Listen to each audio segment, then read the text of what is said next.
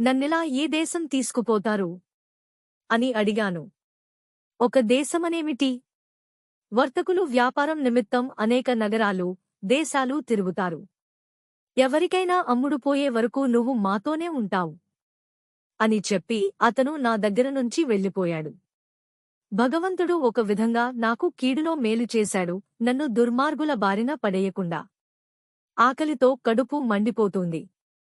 ఎవరైనా తినడానికేమైనా పెడితే బాగుండుననుకుంటుంటే వర్తకుల తాలూకు పరిచారకుడు కాబోలు పళ్లెల్లో కొన్ని రొట్టెలు, పళ్ళు పట్టుకువచ్చాడు, తిను అంటూ. నేను కొన్ని తిని ఆకలి తీర్చుకున్నాను. ఓడ మరికొన్నాళ్లు ప్రయాణం చేసింది. నన్ను వీళ్లు ఎక్కడో అమ్ముతారు. నేనెలాటి వారి చేతిలో పడతానో, వాళ్లు నన్నెలాటి హింసలు పెడతారో ఒళ్ళువంచి చేయగలిగిన సనంతా చేస్తాను. బానిసనైనందుకు శరీర కష్టం ఎంతైనా చేస్తాను. కాని మానభంగం, ఇష్టంలేని వారిని పెళ్లి చేసుకోమనడం వంటి దుర్మార్గానికి పాల్పడే వారి పాలపడకూడదని 1000 దేవుళ్లకి మొక్కుకున్నాను. అంతలో సముద్రంలో తుఫాను చెలరేగింది. ఓడ తబ్బిబ్బులు కావడం మొదలెట్టింది. ఓడలో వాళ్లందరూ చాలా భయపడ్డారు. నేను మాత్రం ఆ ఓడ ములిగిపోయి నేను జలగర్భంలో చచ్చిపోతే బాగుండుననుకున్నాను. బతుకుమీద నాకు అంత అసహ్యం కలిగింది. ఓడలోని వారిని రక్షించాలని నావికులు తమ సాయశక్తులు విసిరితే అటుపోవడం మొదలుపెట్టింది. నావికుడు సముద్రంలోనే ఉన్న వినియోగిస్తున్నారు.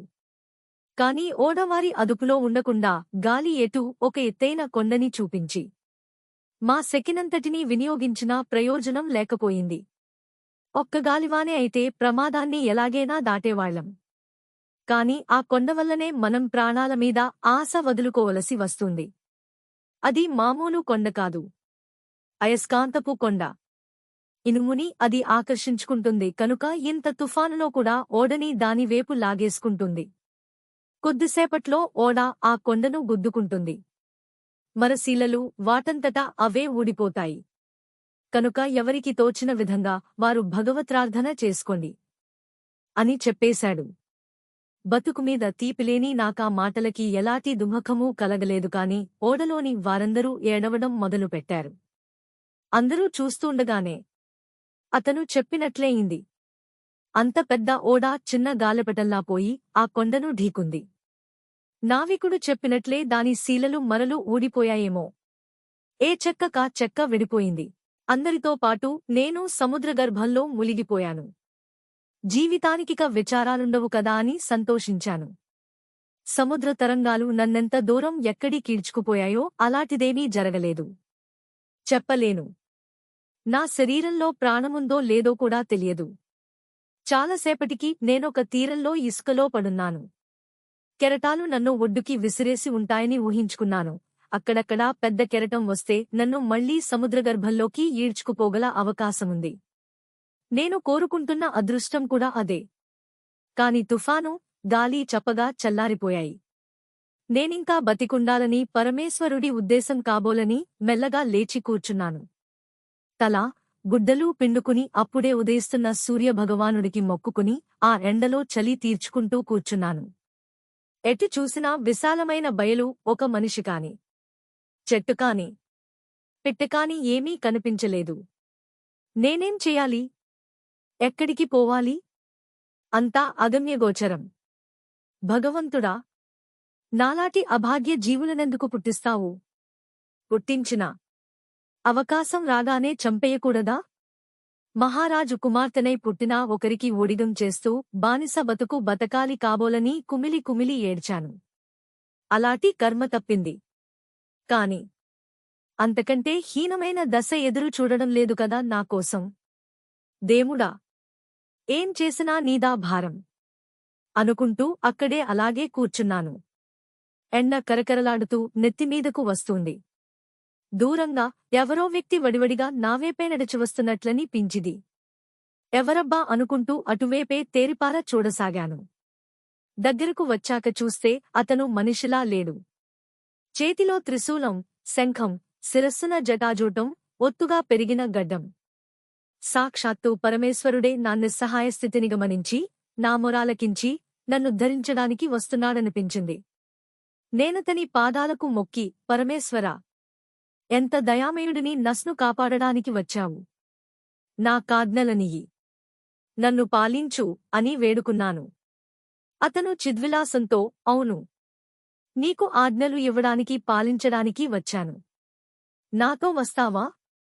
నేను చెప్పినట్టు వింటావా? అని అడిగాడు. మహదేవా! నీకంటే నాకు దిక్కెవరు? నన్ను పాలముంచినా నీటముంచినా నువ్వే అని నేననగా అతను తన చేతిలోని త్రిశూలాన్ని నాకు తాకించాడు. అప్పుడిక నాలో నేను లేను. ఏమవుతున్నానో తెలియదు. తెలివేలేదు. ఎప్పుడో కళ్లమూతలు వెడివడ్డాయి. నిర్మలా రాజకుమారి! నువ్వనుభవించిన చెర. మర్రితోర గుహలోని మందిరం లేదు? అక్కడ పడి ఉన్నాను. ఎదురుగా ఈ బైరాగి మహాత్ముడు. కోమలాంగి. ఆదిశేషుడేనా వర్ణించలేనంత అందాల బొమ్మ.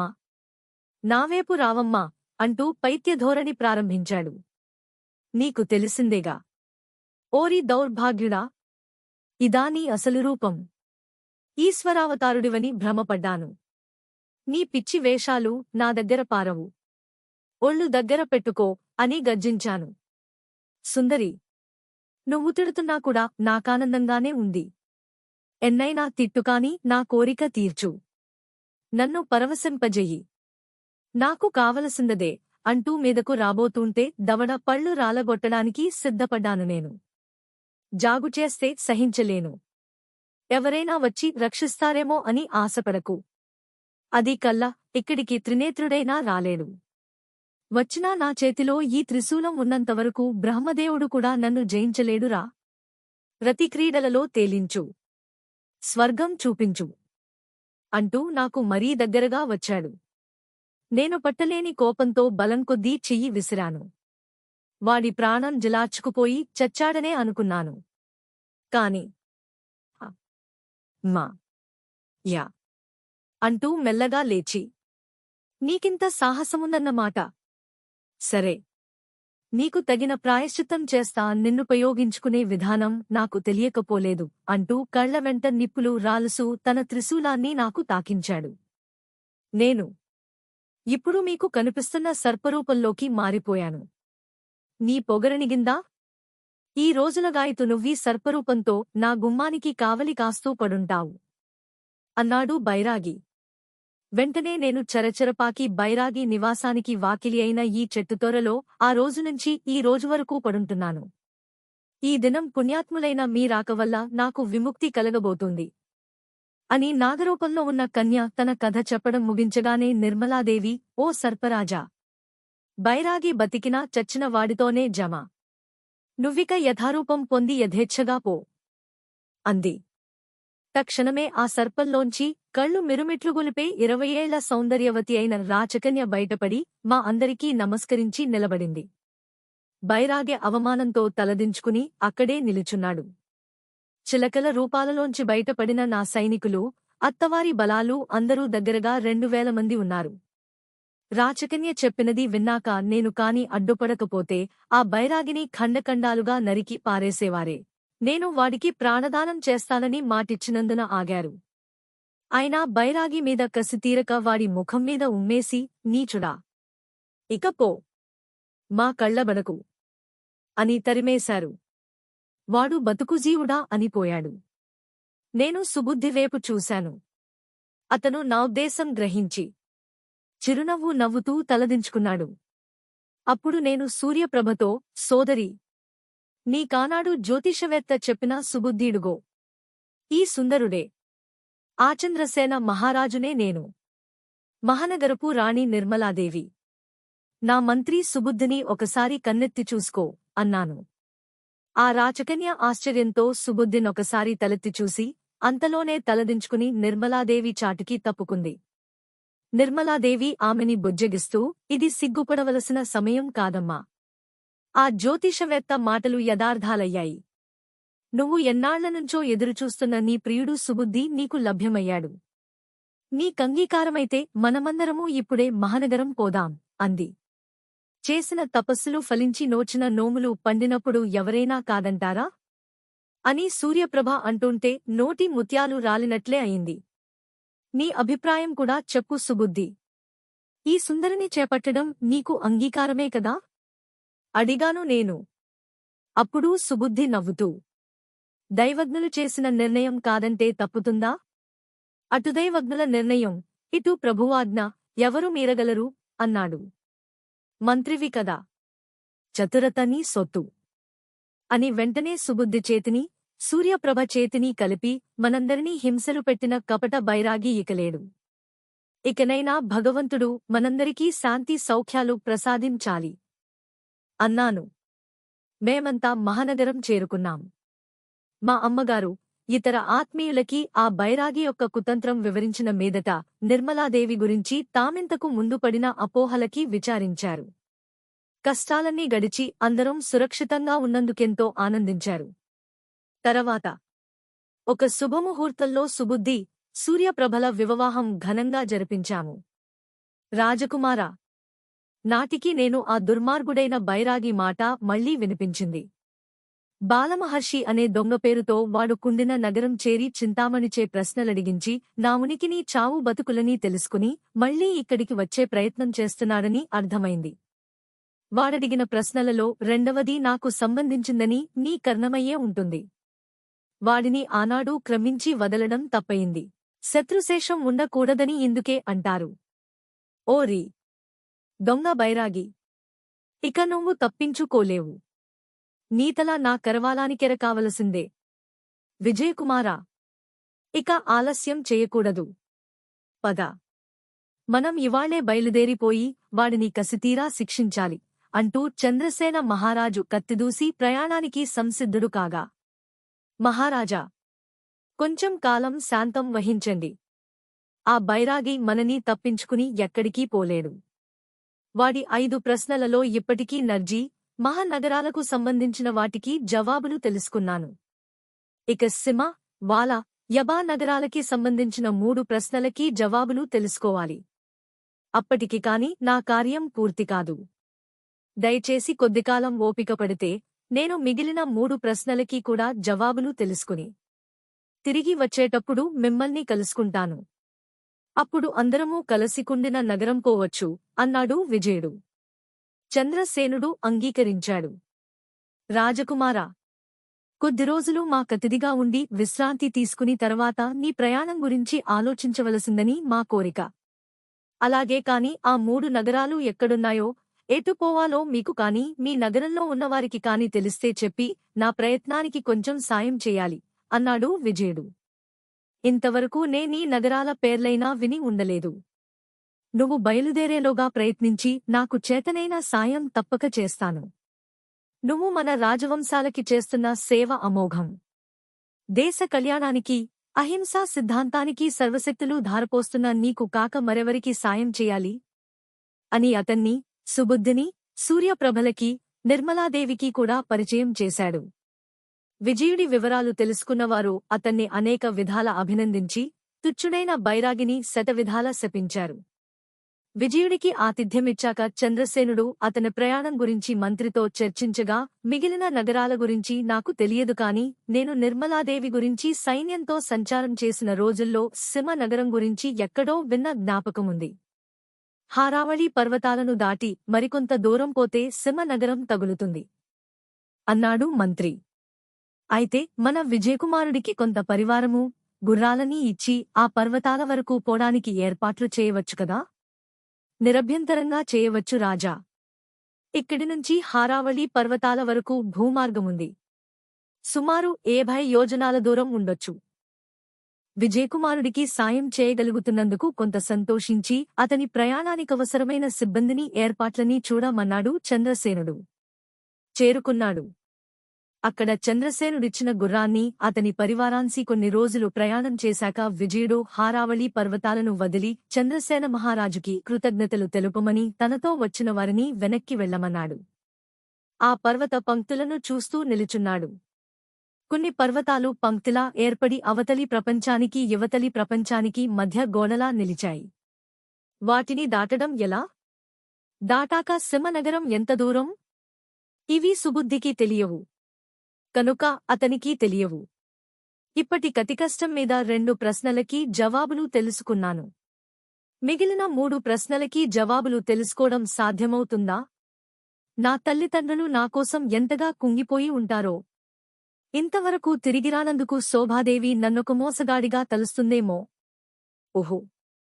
ఎన్ని కష్టాలొచ్చినా సరే కార్యం సాధించాలి. కష్టాలకు జంకి, ప్రేమ పాశానికి కట్టుబడి ఎవరూ ఏమీ సాధించలేరు అని విజయుడు ఆలోచిస్తూ ఆ పర్వతాల వేపే చూస్తూంటే ఆశ్చర్యకరంగా ఒక ముతకళెబరం పర్వతాలమించి చరచర దొర్లుకుంటూ వచ్చి సరిగ్గా అతను కూర్చున్న దగ్గర పడింది.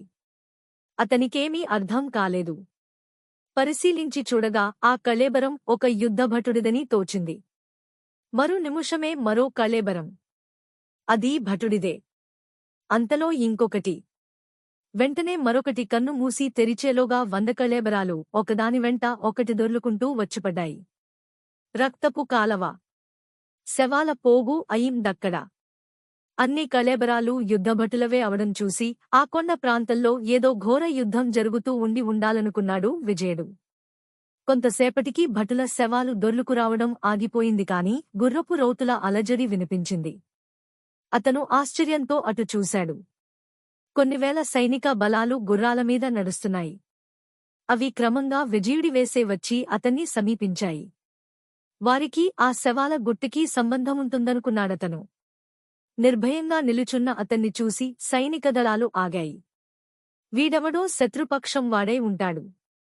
బంధించండి అని నాయకు చనగానే కొందరు వీరులు వచ్చి అతన్ని పట్టుకున్నారు.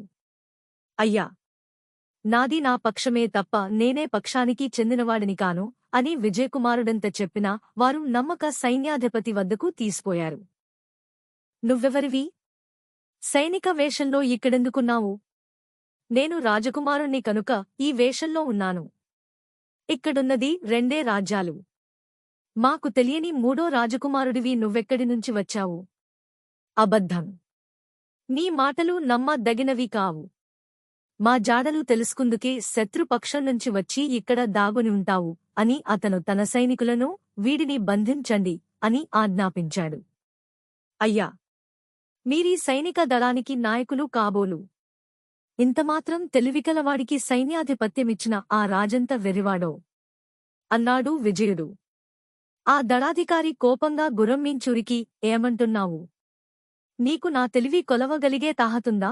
అంటూ చేతిని కత్తి మీదకు పోనిచ్చాడు. నీ కత్తి జళిపింపులకు బెదరను. నీ తెలివిని కొలవడానికేమంతే తాహతు అవసరం లేదని మళ్లీ చెబుతున్నాను. ఎందుకని? ఎదురుగా వచ్చి నిలుచుంటానా? అందుకే నీ తెలివి తక్కువ అన్నాను. నేను శత్రుపక్షం వాడినే అయితే నీ దళాలను చూసి పారిపోకుంది. నువ్వే దేశపు రాజకుమారుడివి. అలా ముందే అడిగితే బాగుండేదేమో. నేను నాగపురాధీశ్వర ఛత్రపాలుని కుమారుణ్ణి. నా పేరు విజయకుమారుడు. ఆ మాటలు వినగానే దళాధికారి విజయుడి 2 చేతులూ పట్టుకుని క్షమించాలి. నేను ఛత్రపాల మహారాజు సైన్యంలో చాలా కాలం యుద్ధభటుడిగా పనిచేశాను. నా పేరు పెదపట్నాయక్. కత్తి పట్టడం దగ్గరనుంచి వారి దళంలో నేర్చుకుని అదృష్టవశాత్తూ ఈ దళానికి అధిపతినయ్యాను. ప్రభూ! తమరంత దూరం నుంచి ఇంత దూరం ఎలా వచ్చారు?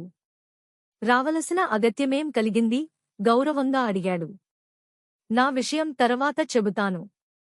ముందు ఈ దళాలే మహారాజువి, అతని శత్రురాజులెవరో, ఈ పర్వతం నుంచి దొర్లుకుంటూ పడిన సైనిక ముతకళేబరాలెవరివో చెప్పు. ప్రభూ! వ్యవధి లేదు. ప్రయాణించవలసిన దూరం చాలా ఉంది. మేము అతి తొందరగా రాజుగారి సైన్యాలని చేరుకోవాలని ఆజ్ఞలున్నాయి. తమ కభ్యంతరం లేకపోతే నా గుర్రం మీదరండి. వెళ్తూ మాట్లాడుకోవచ్చు. అందుకు విజయుడు అంగీకరించాడు. దళాధిపతి అతన్ని తన గుర్రం మీద ముందర కూర్చోబెట్టుకుని దళాన్ని బయలుదేరమని ఆజ్ఞాపించాడు. గుర్రం మీద వెళ్తూ, ప్రభూ! ఈ హారావళి పర్వతాల కివతలీ తట్టున కొన్ని యోజనాలలో మా రాజధానైన క్షమనగరం ఉంది. దానికి త్యాగధన మహారాజు ప్రభువు. పర్వతాల కవతలివేపున కొన్ని యోజనాలలో సింహనగరం ఉంది. దానికి తపోధన మహారాజు పాలకుడు. ఇద్దరూ దాయాది కుటుంబాలకి చెందినవారే. వెదకబోయిన తీగ కాలికే తగిలినట్లయిందనుకున్నాడు విజయుడు. నేను క్షమనగరాధిపతి త్యాగధన మహారాజు దళాలలో ఈ వాయువ్య దళానికి అధిపతిని. ఇప్పటికి 15 రోజుల నుంచి రెండు పకాలకి ఘోరయుద్ధం జరుగుతుంది. నువ్వు చూసిన సైనిక కళేబరాలు మాకు సంబంధించినవే. శ్చిమ నగర సైన్యాలు గెలుపులో ఉన్నాయి. మా సైన్యాలు వెనక్కి తరమబడ్డాయి. అందుకే రణరంగాన పోరుతున్న మారాజు అధిక సైన్యాల కోసం తన రాజధానికి వర్తమానం పంపాడు. ముందర మేము బయలుదేరాము. వెనక మరో 5 దళాలు వస్తున్నాయి. ఈ యుద్ధం ఎంతటితో అంతమవదు. యుద్ధ కారణమేమిటి? పెద్ద కారణమేమీ లేదు. సింహ నగరపు రాజైన తపోధన మహారాజు దగ్గర పంచకళ్యాణి అనే ఉత్తమాశ్వముంది. అదంటే మహారాజుకి అపరిమితమైన ప్రేమ. అంత మేలు గుర్రాన్ని ఎక్కడా చూడం. అశ్వపరీక్షకుల నేకమంది అది సూర్యరథానికి కట్టబడిన గుర్రపు జాతిదే అని తేల్చారు. దాయాది దగ్గర అంత మేలు జాతి గుర్రం ఉన్నందుకు మహారాజు అసూయపడడం మాట నిజమే. అయితే దానిని తాను పొందాలనే దుర్మార్గపు ఆలోచన ఎన్నడూ చేయలేదు. ఇలా ఉండగా ఒక గుర్రాల సంతలో ఆ పంచకళ్యాణే అమ్మకానికి వచ్చింది. అది తన దాయాది తపోధన మహారాజుదని తెలుసున్న మారాజు 2 లక్షల ధనమిచ్చి దానిని కొన్నాడు. గుర్రం తనంతట తానే దారి తప్పి ఆ సంతలోకి వచ్చిందో, ఎవరైనా అపహరించుకొచ్చి అమ్మజూపారో తెలియదు. తపోధన మహారాజు తను ప్రాణప్రదంగా చూసుకునే గుర్రం ఎక్కడుందో తెలుసుకురమ్మని గూఢచారులను దేశదేశాలకి పంపాడు. మా మహారాజు వద్ద ఉందని వారు తమ రాజుకి చెప్పారు. తక్షణం రాయ బారులను పంపి తన గుర్రాన్ని తనకీయవలసిందని మా రాజు నడిగించాడు. తగిన మూల్యమిచ్చి సంతలో కొన్న గుర్రాన్ని వెనక్కివ్వడం అసంభవముని ఖచ్చితమైన జవాబు పంపాడు మా రాజు. అది విని ఆ మూల్యాన్ని తాస్తానని, తన పంచకళ్యాణిని తిరిగి పంపవలసిందని తపోధన మహారాజా కబురు పంపాడు. మా రాజు అందుకు కూడా అంగీకరించకపోదంతో తపోధన మహారాజు యుద్ధం ప్రకటించాడు. ఇది ఈ యుద్ధం తాలూకు వివరం. ఇక మీరు అంత దూరం నుంచి ఇక్కడికి రావలసి వచ్చిన కారణమేమిటో చెప్పండి. ఛత్రపాల మహారాజులు క్షేమంగా ఉన్నారా? పట్నాయక్: మా నాయనగారైన ఛత్రపాల మహారాజులు సుఖంగానే ఉన్నారు. స్వయంగా రాజ్యపాలన చేస్తున్నారు. మా కొలువులో చిరకాలం పనిచేసిన నిన్నెలా కలుసుకోవడం ఆనందంగా ఉంది అని. తర్వాత చింతామణి వృత్తాంతము, ఆహింసనాపేందుకు తను బయలుదేరడము అన్నీ వివరంగా అతనికి చెప్పాడు విజయుడు. మిమ్మల్ని కలుసుకున్నాను కనుక మీతో సింహనగరం రాగలుగుతున్నాను. లేకుంటే దారి తెలియక తికమకపడేవాడిని. ఈ కొండలు దాటకుండా సింహనగరం ఎలా చేరతారు అని అడిగాడు. ఇంత ఎత్తైన కొండలను దాటడం అసంభవం. మనం 2 మడల దూరం దాటామంటే ఇరుకైన ఒక కనుమ ఉంది. ఆ కనుమ దాటితే సింహనగరమే అని పట్నాయక్ చెప్పాడు. మీ పుణ్యమా అని సింహనగరం చేరతాను. కాని ఆ మహారాజు యుద్ధం హడావిడిలో ఉండడం వల్ల అతన్ని కలుసుకుందుకు కాని, మాట్లాడడానికి కాని సావకాశముండదు. ఇంక నేనేం చెయ్యాలో తెలియదు నిట్టూర్చాడు. మీరు యుద్ధంలో పాల్గొనండి. ధర్మం ఎవరి పక్షాన ఉందో తెలుసుకోకుండా నేను యుద్ధంలో దిగడం న్యాయం కాదు. అదీకాక యుద్ధమంటే హింస. యుద్ధం వల్ల స్త్రీలు భర్తని కోల్పతారు. ఎందరో పసిపాపలు తండ్రి లేనివారవుతారు. తల్లిదండ్రులు పుత్రశోకానికి గురవుతారు. ఎంతో ప్రజానష్టం జరుగుతుంది. దేశాభివృద్ధి కోసం వినియోగించబడవలసిన శక్తి వినాశానికి ఉపయోగపడడం ఖండించవలసిన విషయం. ఎలాంటి హింస ఎక్కడ జరిగినా నేను సహించను. రాజకుమారుడు అహింసా మార్గం అవలంబిస్తే రాజవైభవం దక్కుతుందా? ఎందుకు దక్కదు అని విజయుడు అంటుంటే హారావళి కనుమల మార్గం వచ్చింది. ఒకసారి 2 గుర్రాలు మాత్రమే పోగలిగి నంత వెడల్పే ఉందా దారి. అందుచేత ఇద్దరేసి చొప్పున ఒక జంట తర్వాత మరో జంట లోపలికి ప్రవేశించసాగారు. కనుమలు దాటడం ఏమిటి? యుద్ధరంగమే. ఇరుపక్షాలు ఘోరంగా పోరాడుతున్నాయి. తెగిపడుతున్న మానవ శిరస్సులకు అంతులేకుండా ఉంది. విజయుడు భరించలేక, దళాధిపతి, నువ్విప్పుడొక పని చెయ్యాలి అన్నాడు. ఏమిటి ప్రభూ? విరామ జెండా ఎత్తి యుద్ధం ఆపించాలి. రాజాజ్ఞ లేకుండా అదెలా సాధ్యం? తప్పదు. నేను చెప్పినట్లు చెయ్యి.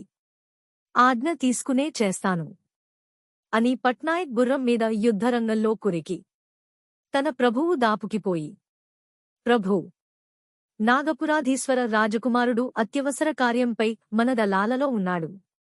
క్షణంసేపు విరామం ప్రకటించమన్నాడు. అని విన్నవించాడు. దళాధిపతి మాటలకు త్యాగధన మహారాజు ఆశ్చర్యపోయి బతే అతను కోరినట్లు చెయ్యి అని ఆజ్ఞనిచ్చాడు. విరామపు గుర్తుగా ఎర్రజెండా ఎత్తబడింది. ఎక్కడి సైనికులక్కడే ఎలా ఉన్నవారలాగే నిలచిపోయారు. ఎవరికి విరామం ఎందుకో తెలియదు. అందరూ ఆశ్చర్యపోతూంటే విజయుడు గుర్రం మీద నుంచి, వీరులారా, రణధీరులారా, ప్రభువులారా, దయచేసి ఒక క్షణం మీ మనసుని నా మాటల మీద నిలపండి. ఇప్పటికీ ఇరుపక్షాలలోనూ ఎందరు నాశనమయ్యారో, ఎంత రక్తపాతమో, అందువలన ఎంత సంక్షోభమో. గతించిన వీరులు తిరిగిరారు. వారి ఆలుబిడ్డల ఉసురుకి, తల్లిదండ్రుల దుముఖానికి బాధ్యులెవరు? మీరిచ్చే భరణం చనిపోయిన వారి ఆత్మకి శాంతి కలిగించగలదా? పాలకులారా, మీ పట్టుదల కోసం, విలాసం కోసం ఇందరి ప్రాణాలు బలిచేస్తారా? హింసాకాండ మహాపాపం కదా. ఉత్పత్తి శుభదాయకం, వినాశం దుఃఖహేతువు. ఇంతటి మానవశక్తిని దుర్వినియోగం చేయక దేశక్షేమానికి సద్వినియోగం చేయరాదా? ఈ పవిత్ర భూమాతని పీనుగుల పెంటతో అపవిత్రం చేయక ఈ తావుల్లో సేద్యం చేయించి రాజ్యాన్ని సుభిక్షం చేయరాదా అని చెబుతుంటే ఆశ్చర్యంగా వినిన తపోధన, త్యాగధన రాజులిద్దరూ వచ్చి విజయుడి గుర్రానికి అటూ ఇటూ నిలుచున్నారు. యుద్ధాలు, హింస జరగకపోతే పనులు సానుకూలమవవను కోడం పొరపాటు. హింస వల్ల కలిగే ఫలితం గొప్పదైనా తాత్కాలికము, పతనహేతువు అవుతుంది. అహింసా మార్గంలో పొందేది స్థిరము, మంగళప్రదము. ఇప్పుడు మీరీ యుద్ధంలో పోగొట్టుకున్న వాటిని పునర్నిర్మించుకుందుకు ఎంతకాలమూ శ్రమ పడతాయో ఆలోచించండి. ఒక వీరుణ్ణి, ఒక మేధావిని సృష్టించడం ఎందరితరం? నిజమే కాని మాలోనుకు విభేదాలు, వ్యత్యాసాలు ఎలా నశిస్తాయి?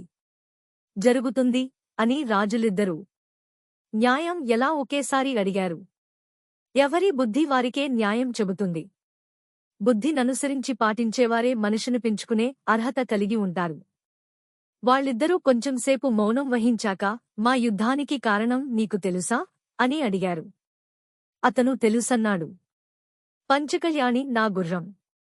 చిరకాలం నుంచి నా పోషణలో ఉంది. నాకు ప్రాణంతో సమానం. నా సమస్త రాజ్యసంపదలు పోయినా, నేను నాశనమైన నా గుర్రాన్ని నేను పొందాలి. అది నాది అని తపోధన మహారాజంటే. నేను దానిని 2 లక్షల వరహాలు వెచ్చించి కొన్నాను కనుక అది నాదే అన్నాడు త్యాగధన మహారాజు. గుర్రం మీ ఇద్దరిలో ఒకరిదే అయి ఉంటుంది కాని ఇద్దరిదీ అయి ఉండదు కదా అడిగాడు విజయుడు. అవును, అది నాది.